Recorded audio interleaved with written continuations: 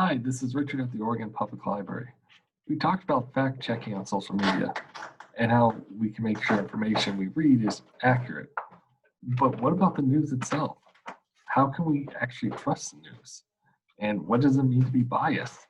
Well, according to dictionary.com, bias is defined as a particular tendency, trend, inclination, feeling, opinion, especially one that is preconceived or unreasoned. And here's the problem.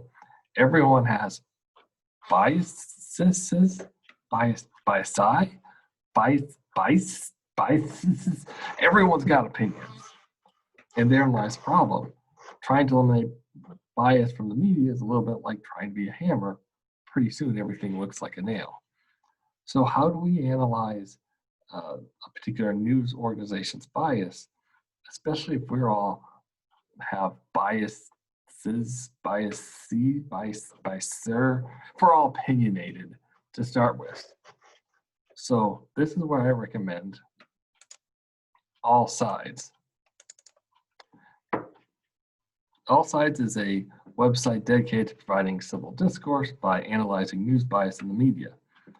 And what they do is use a variety of sources, including editorial reviews, community feedback, surveys, third-party analysis from organizations like Pew Research, as well as independent research to categorize a news media outlet into one of 5 categories: right-wing, left-wing, left-leaning, right-leaning, and center.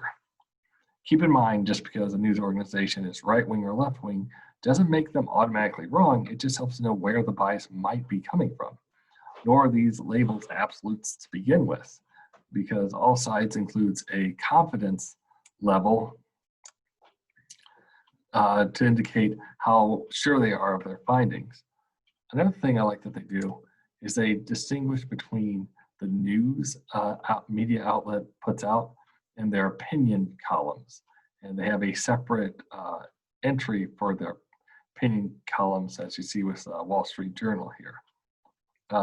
One downside with All Sides is that there's a lot going on the site and on the page. It can be a little hard to navigate, particularly when you're trying to search something, but it is a very comprehensive website, and I like that you can read all over the political spectrum just by staying on the site.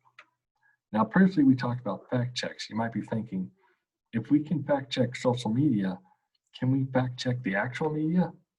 Well, fortunately, there are websites that does exactly that. Media bias, factcheck.org. So media bias / fact check overlaps a little bit with All Sides. They do cover bias a lot, but they also cover fact checking. And what they do is they actually link to the same fact checking organizations we mentioned in our fact checking video. They measure a new media bias, but they also investigate the accuracy in media, and in particular, how they respond to misinformation and failed fact checks. Do they issue a correction? Do they issue a retraction? Or do they just let it go?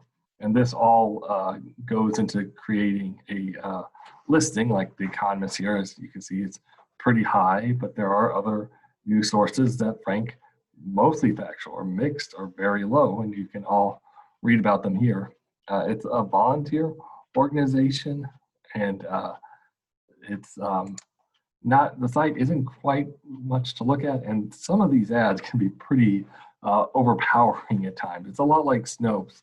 They use the ad space to create revenue for the site to continue their operations. And you can become a member and get the ad-free experience, which if you're interested in supporting this organization, I definitely recommend.